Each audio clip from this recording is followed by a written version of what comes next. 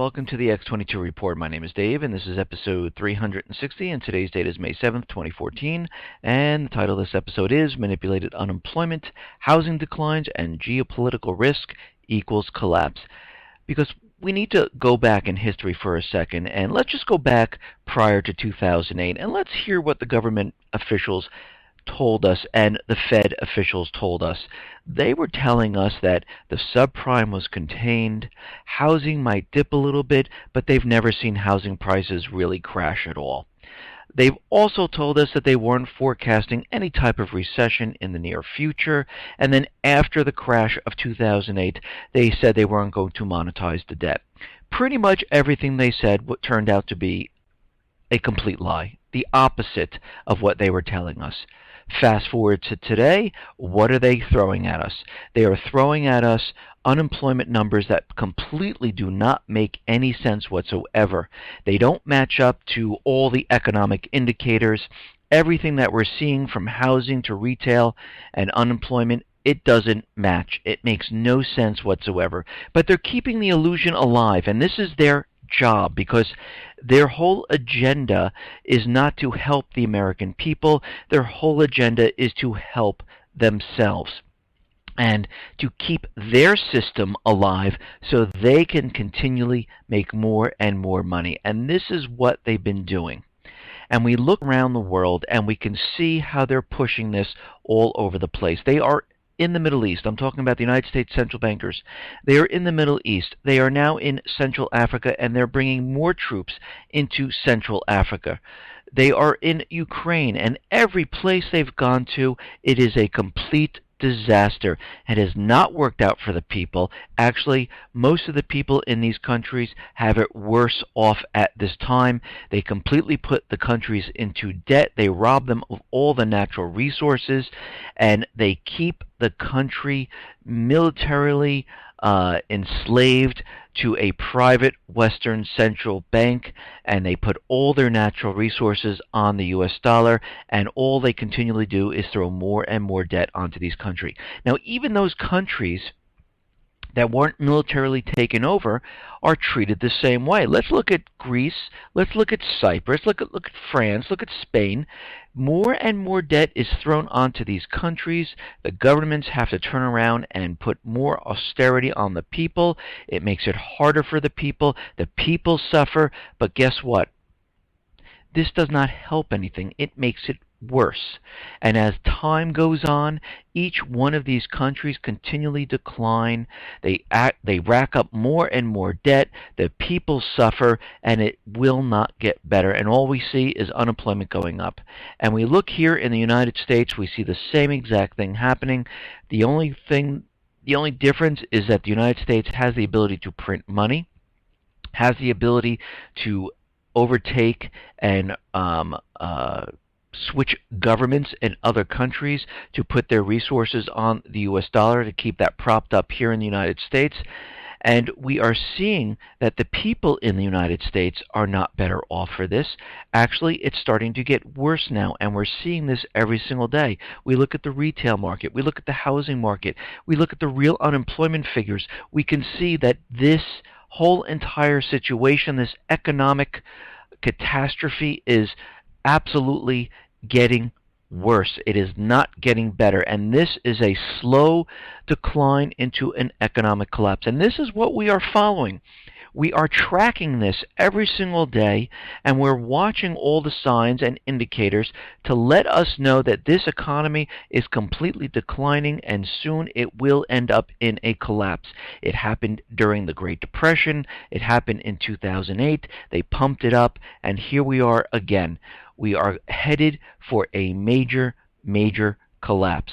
And you can argue that it's not going to happen, that the White House and the Fed, they're going to fix it all. You can live in this illusion. That is fine.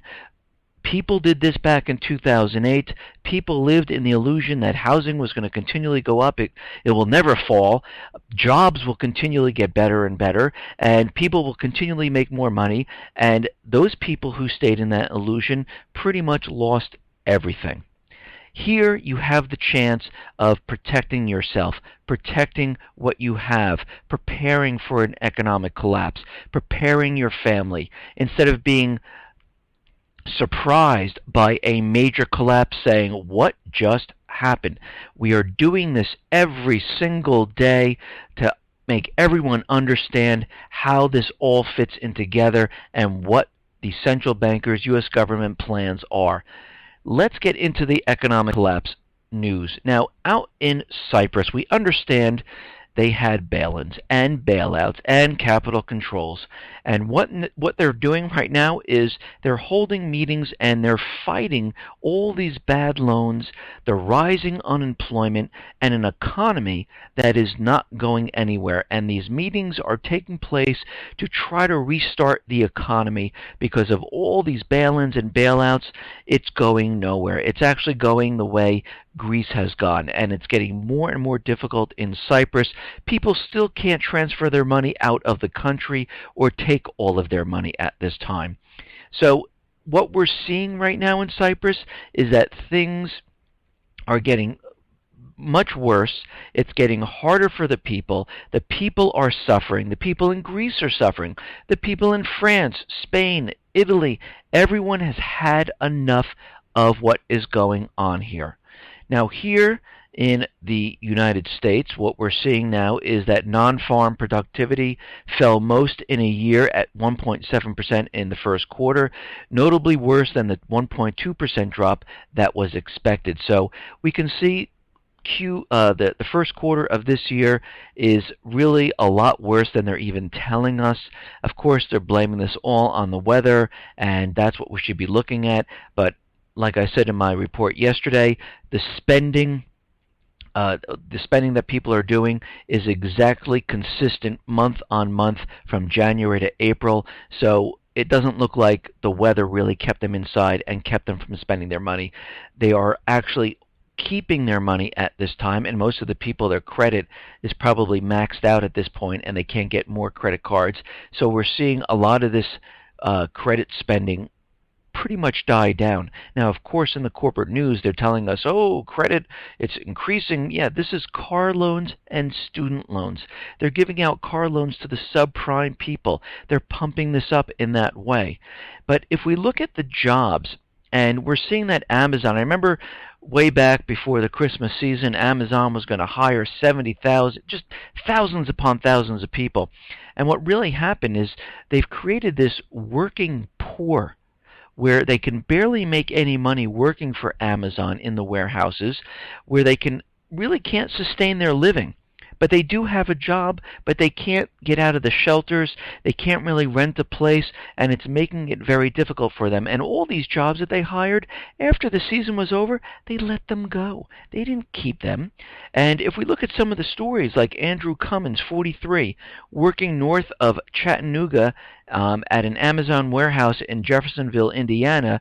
He worked there for 3 months. He stowed away his clothes, working 40 hours a week at $10 an hour, and then all of a sudden, his job was done. These are part-time, short-lived jobs. And of course, it was out in the corporate media telling everyone that, yes, these are all permanent. They're hiring. But after the season was over, we see them removing people, and they're not hiring them back at this time. And this report went on to say they had this big hype that they were going to hire on and stuff, and that didn't happen. They just worked you until the time was up, and then they let everyone go, he says. So we can see what happened during this time period that the corporate media likes to put out there, especially during the holiday season, where, oh my God, jobs ticking up. Well, yeah, they're all part-time, temporary jobs, but when they're over, they're over. And here we are coming into the summer months, and this is a very rough time for retail and for people hiring, because they do very little bit of hiring during the summer months. Now, if we look at what is happening in the housing market, I mean, we discussed this over and over, but when you really look at this, housing is really in bad shape. Mortgage loan applications and origination volumes are continually falling. Large banks are paying the price of this slowdown. Their profits are way, way down. The overall volume of new mortgages fell 23% to $226 billion in the first quarter from $293 billion in the fourth quarter of last year, according to the Mortgage Banker Association.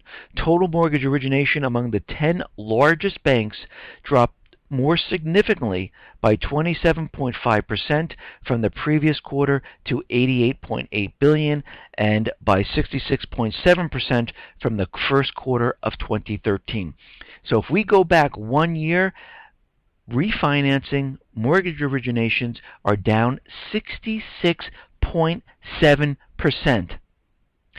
This is not going well. Now, this is the same time they're telling us that unemployment is down to 6.3%. See how things are getting better? It's not getting better because these are manipulated numbers. This is why everything in retail, everything in the housing, it doesn't jive with their manipulated unemployment numbers. It doesn't whatsoever. Citigroup suffered the largest drop in originations compared with the fourth quarter of 2013, with volumes dropping 37.3% to $5.2 billion in the first quarter of 2014. The decrease in mortgage loan origination is in turn hurting profits at some of these banks. I'm going to say most of these banks. Meanwhile, mortgage applications were down to a 14-year low, according to the Mortgage Bankers Association. So we're looking at this, and the Mortgage Bankers Association is saying the second quarter is not going to improve whatsoever. And J.P. Morgan was also out there saying they don't see an improvement. Well, we might see a little bump up because of what they're trying to do with the 3-5% down payment or 0% down payment, but bringing in the subprime people, giving them adjustable rate mortgages. But after this little bump, if we have one, it's just going to slide off into nothing, and it is not going to get better. Now, Yellen is out there, and she had a meeting today, and she cites housing geopolitical risks to the U.S. economy a problem. Federal Reserve Chair Janet Yellen said on Wednesday the U.S. economy was still in need of lots of support from the central bank, given the considerable slack in the labor market, and she cited weakness in the housing sector as a fresh risk. Because, of course, back in August and September, October, they were telling us that housing was going to be fantastic in 2014. It's just going to really ramp up. I mean, Goldman Sachs was saying that GDP in the first quarter of 2014 was going to be about 3%. They always tell you these great high numbers. And what it always turns out to be is that they're completely off the mark because they're leading you with this propaganda into something that really doesn't exist. And back in August, September, October, and from that point on, I was reporting that mortgage companies were laying off by tens of thousands. This was an illusion. The housing market was declining. We tracked the mortgage originations declining each and every single month, and here we are now in April, and we're seeing that the housing market is dead. Most of these purchases were made in cash from hedge funds and investment companies that were getting the money from the Federal Reserve. Now, the Fed right now is trying to convince everyone that they're tapering, but they really aren't, and we all know this because they're channeling the money out to Belgium to pick up the slack in Treasury bond purchases. And I mentioned this before. And of course, every time the Fed is out there and they're asked, are there any bubbles? Is anything going on? Every single Fed chairman always says, no, there are no bubbles. And Yellen, she can't detect any type of asset bubble right now with any certainty.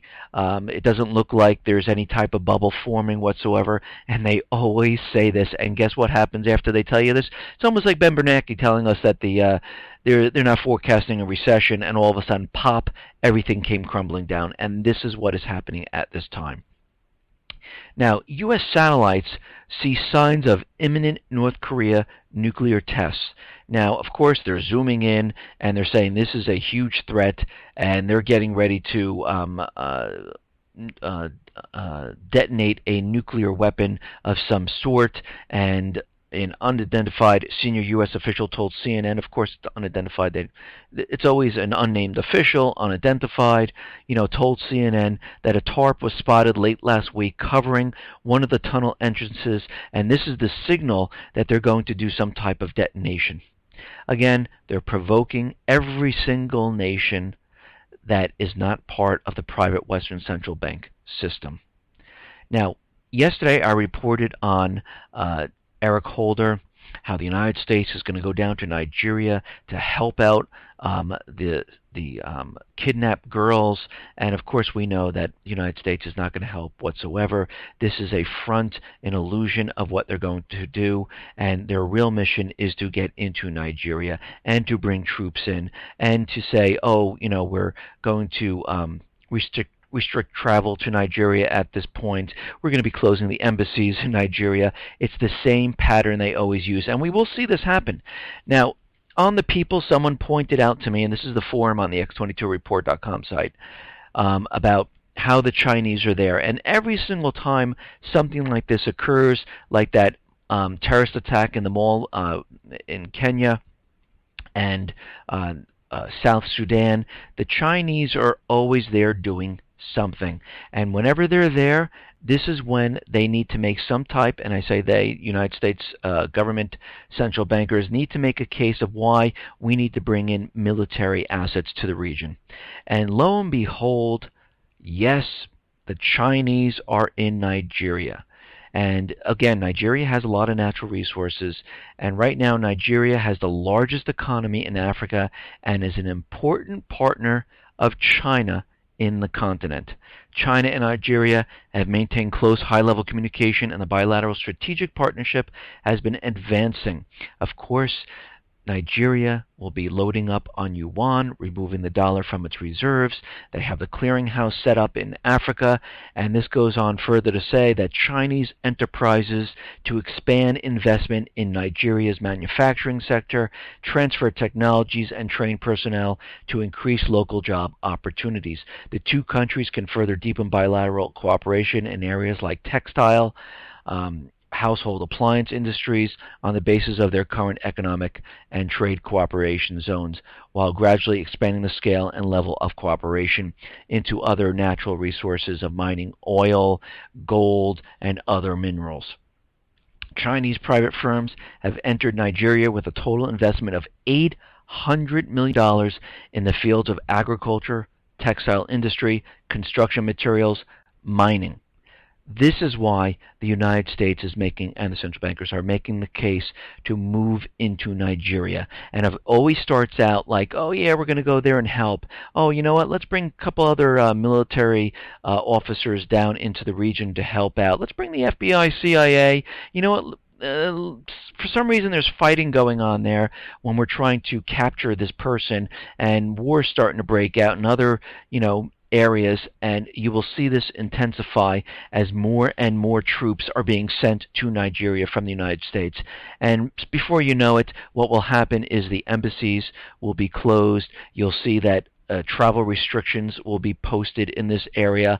This is the same exact playbook.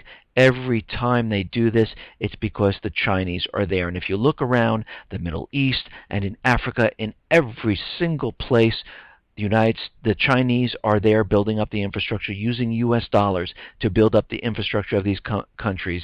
The United States government, the central bankers, are always there to say, whoa, whoa, whoa, stop this. Because they understand they're making bilateral trade deals, bypassing the dollar in all these regions, and when they continually do this, it threatens the dollar every single time. And this is why we have our military stretched out across the globe trying to maintain the empire of the United States, and it is getting harder and harder, and the central bankers' U.S. government plans are getting foiled, or they're not going as planned. And we can see this in the Middle East, we can see it in Africa, we can see it in Ukraine. Now, of course, with Ukraine, NATO is building up their troops and surrounding Russia right now. And again, I said this before, Every time they bring in military assets, and they say it's for a drill, they bring in soldiers, military assets, they will leave it there. NATO is going to leave the troops and the military assets in Eastern Europe. NATO may station permanently additional troops in Eastern Europe, the alliance's top military commander said, adding that it would be a defensive measure. He cited it would be a new paradigm. And of course, Russia voiced their objections, saying this is ridiculous. You are actually creating a hostile environment of you setting everything up. Again, this is all planned out in advance. This is done because they are trying to provoke Russia. They are moving the military assets just like they did in the Pacific with China, and this is all being put into place for war. Now you have to remember, the central bankers, U.S. government, they don't do things very quickly. It does seem, in some instances, it does seem like they're doing things quickly, but it's a very slow process that they use. They continually do this. They feed the propaganda. They move some military assets in. They make everyone look in a different direction. But before you know it, all of a sudden, a false flag all of a sudden occurs. Just like in Syria, over time, chemical weapons were used. And then finally, the big one, and they said, okay, enough's enough, and they went in. The same thing is going to happen here. Now, the White House is out there, and they're encouraging CEOs to skip the Russian Business Forum. Many U.S. companies are being pressured not to attend the annual St. Petersburg International Economic Forum over the divisive issue of Ukraine. And the thing is, this might hurt the profits of these companies in the United States. Now, did they make a deal with the government where, don't worry, the taxpayer money will cover your losses if you don't attend these meetings? But right now, a lot of these companies are opting out and saying we're not going to attend, but the business forum is going to continue on if these companies do not attend or do attend. Now, Ukraine received money from the IMF, the bankers. Instead of paying the gas bill to Gazprom, they decided to buy $1 billion worth of gold, and most likely it's being transferred to the Federal Reserve Bank, and Ukraine is a proxy for purchasing gold for them. And right now, Gazprom has a bill of about $3.5 billion, and it means that when June comes along, they're going to have to do an advance payment to get the gas. And this is going to pose a huge, huge problem if they don't have the money, and the gas might be shut off. So right now, the deadline passed. Ukraine didn't pay their bill. Now, Putin, we understand, is having a military drill on the border of Russia and Ukraine. And right now, Putin is saying that he's going to pull back its troops from the Ukraine border. And of course, NATO is out there saying, no way, they're not doing it. He's lying. They're still there. And they're pulling it back from their normal everyday exercises to show that, yes, you need to stop the anti-terrorism forces. We're pulling back. Let's have a dialogue. And of course, NATO is screaming that no way, troops are actually being built up. And again, we heard this lie over and over in Crimea. We heard it over and over that they had troops all along the Ukraine-Russian border, and an NBC crew went up and down. There were no troops there. The U.S., France, Germany flew with the Open Sky Treaty. No troops are being built up. NATO put a satellite photo out trying to convince us that there was troop buildups, and then all of a sudden we found out that satellite photo was from last year.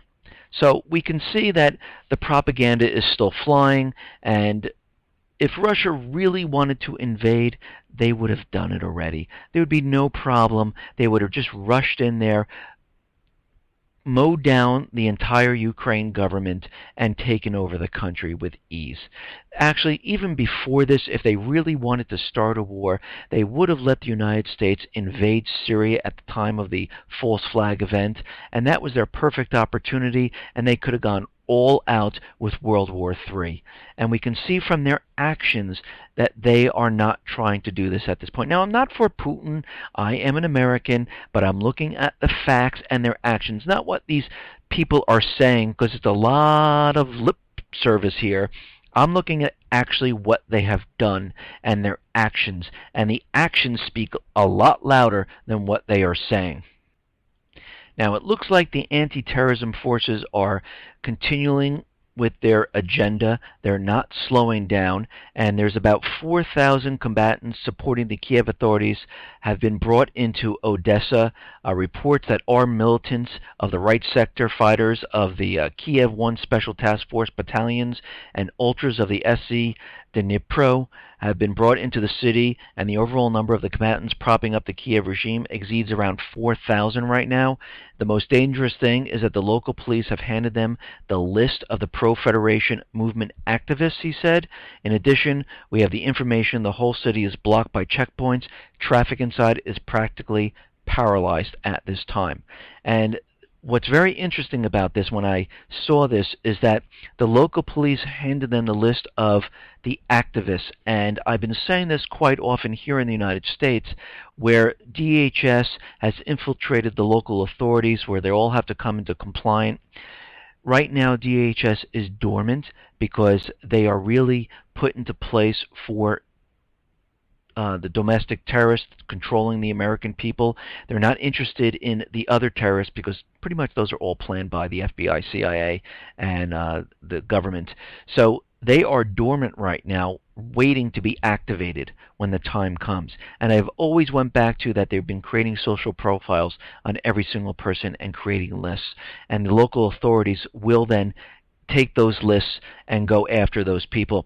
And we see the same thing happening here in Ukraine, where the local authorities have the lists of the people, and they're going to find those people. So we can see, we can look into the future here a little bit here and see how this is going to proceed, where they have checkpoints, where they have the lists of the people that might be a threat to the government. So we can see how this is all playing out here. Now, of course, Putin is calling to the end of Kiev's military operations. He's saying, let's talk about this. He's looking to postpone. He's telling the people of Donetsk to postpone the May 11th federalization referendum. And he's trying to have a dialogue on what is going on here. Now, in Libya, we understand that a new prime minister was, I don't know, do you want to call it elected in? But pretty much it's the puppet regime still in place that is controlled by the United States and central bankers. And of course, the people of Libya saying that we reject this new prime minister. We will not deal with this prime minister. They are branding him illegitimate. And they're saying this person is not for the people of Libya, it is for the central banks and the United States government. And Libya, the people in Libya, of course they call them Al-Qaeda.